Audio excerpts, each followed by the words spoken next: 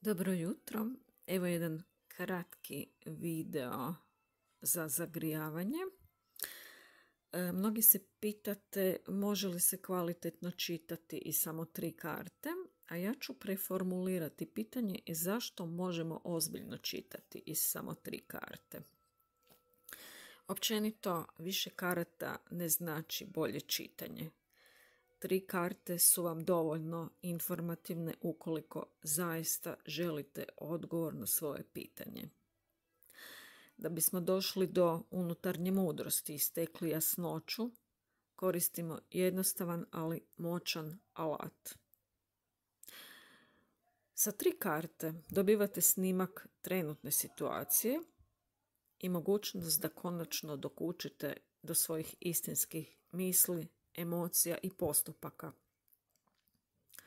To su dragocjeni uvidi kako biste se mogli uhvatiti u koštac sa svojim problemom, ako to želite. Dakle, ako želimo doći do srži problema i kristalno jasno razumjeti situaciju, u tom slučaju manje je više. Ako ne želite rješavati situaciju i čekate da vam nešto, na primjer, padne s neba samo tako, ni nekoliko sati čitanja neće vam pomoći. Samo će vas još više povući u zbrku. Dakle, ako zaista želite odgovor na svoje pitanje, 3 karte će vam biti sasvim dovoljne.